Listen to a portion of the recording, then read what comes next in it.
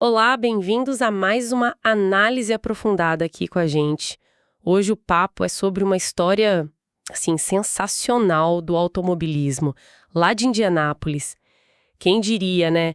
Pegar um motor V6 comum da Buick, de carro de rua mesmo, dar aquela turbinada e pronto. Virou o terror dos motores mais chiques na classificação da Indy 500 nos anos 80 e 90. Parece coisa de filme. A gente fuçou aqui uns artigos antigos, fichas técnicas, relatos, para tentar entender essa saga do Buick V6 Turbo. O desafio é sacar como essa engenharia, que era até considerada mais simples, né, conseguiu umas velocidades absurdas e marcou época em Indy, mesmo sem ganhar a corrida principal, que é curioso. Exato. É uma história muito mais sobre velocidade pura, sabe? E sobre como um regulamento específico pode criar essas situações inesperadas. Não é sobre vitória nas 500 milhas em si. Vamos mergulhar na técnica desse motor, nas regras que, abriram essa porta e nos momentos que ele criou ali na classificação. Foi um gigante da classificação, sem dúvida. Perfeito, então vamos direto ao ponto. Que motor é esse? Esse Buick V6 Turbo que deu tanto que falar na Indy ali nos anos 80 e 90, na kart e depois na IRL. Bom, a base de tudo era um V6, né? Turbo alimentado. O deslocamento variou um pouco, ficou ali entre 3 e 3,4 litros, mas o ponto crucial mesmo, o que define a história toda é a arquitetura dele. Vinha direto do motor V6 que a Buick usava nos carros de passeio.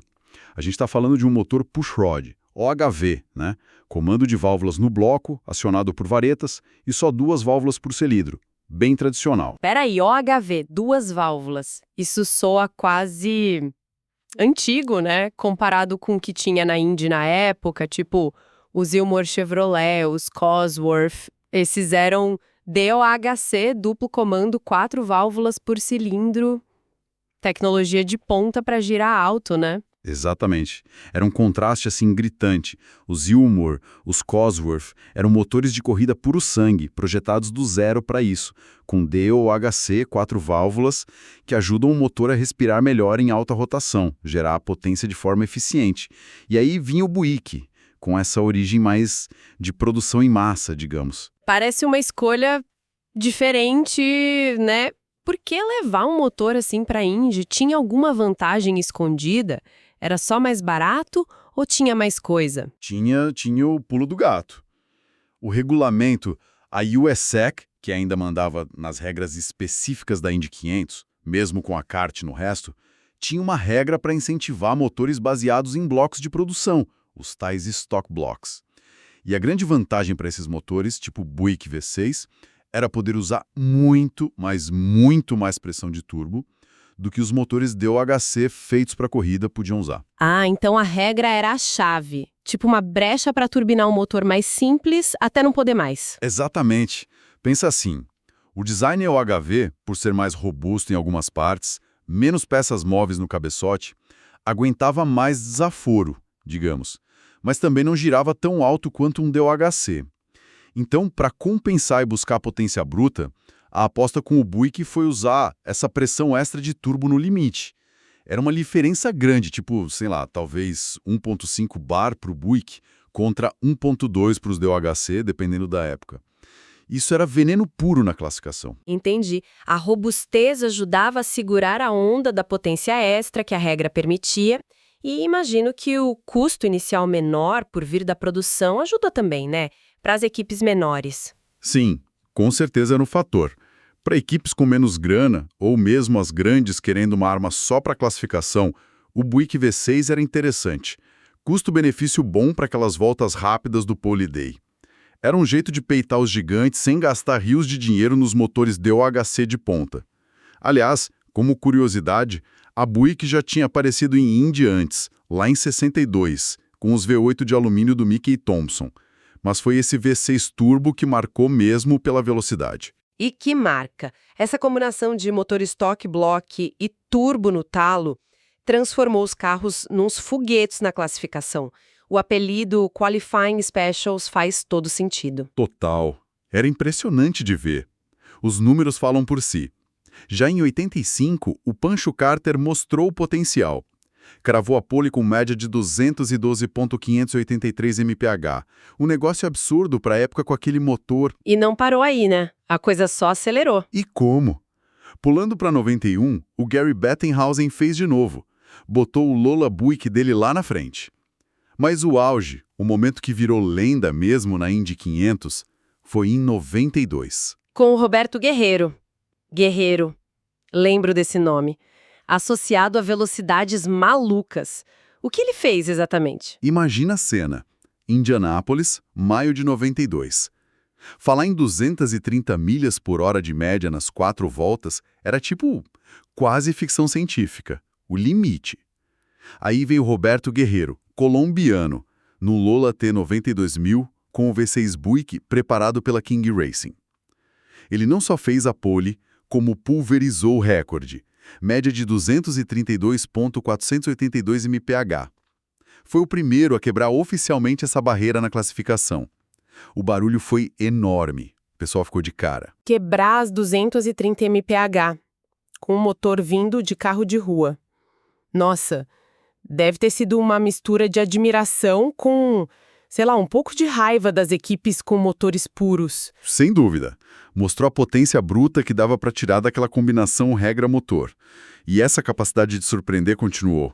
Esses motores empurraram chassis March, depois os Lola, permitiram que equipes talvez com menos verba pudessem brigar de igual para igual pela pole E, o lugar mais desejado do grid em Indy. Era a chance de brilhar, mesmo que por pouco tempo.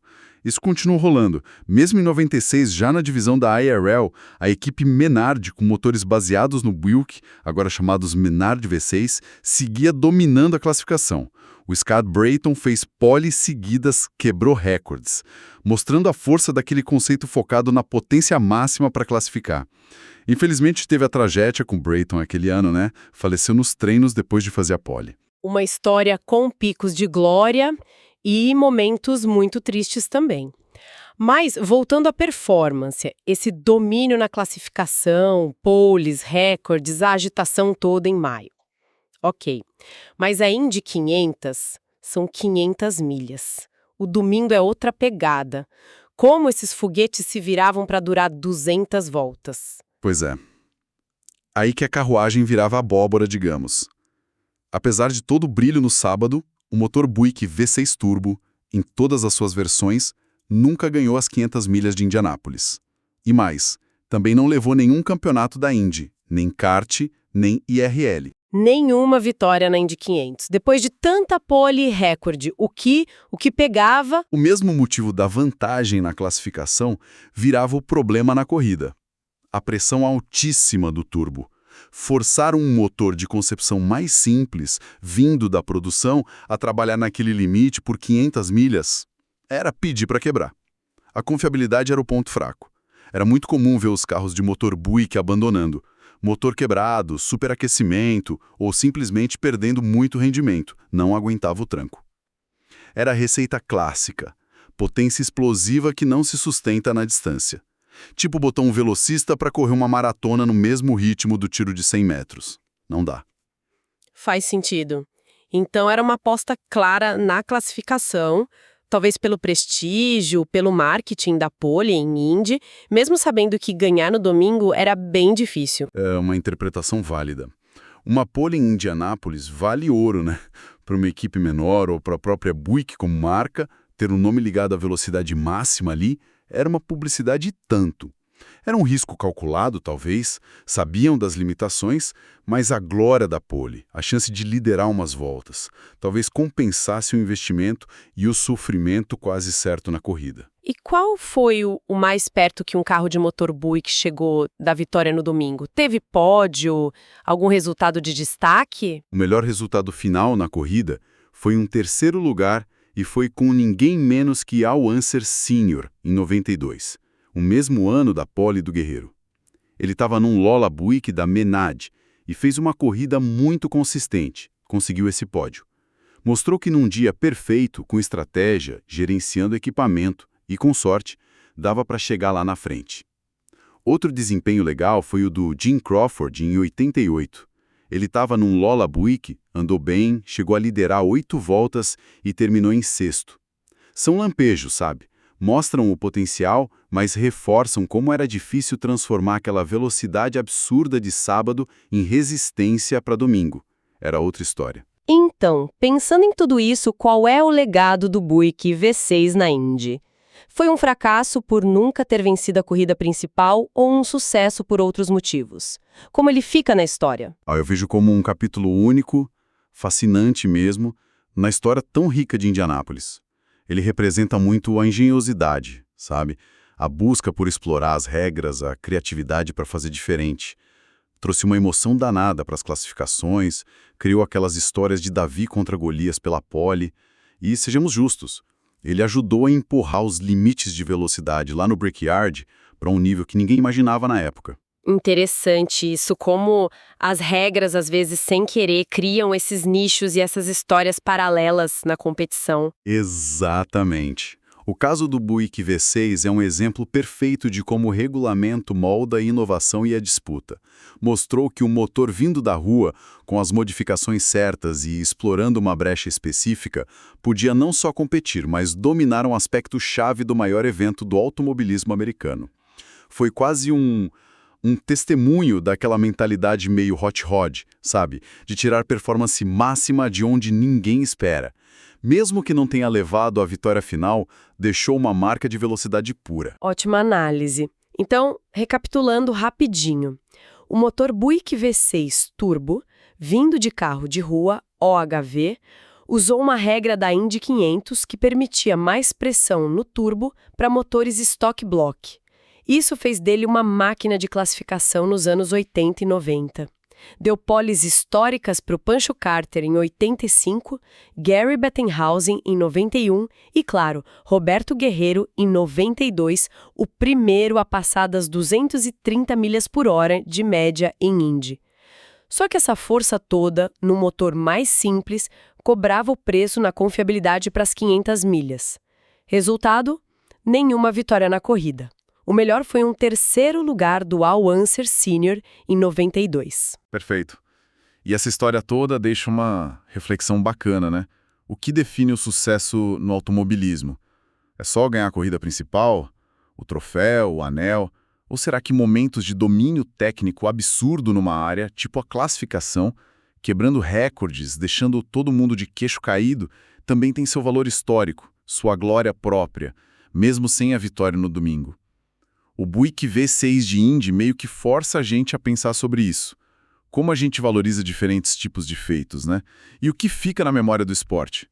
Quantas outras histórias existem por aí de inovações geniais ou domínios parciais que não terminaram no topo do pódio, mas que foram marcos importantes? Fica a pergunta.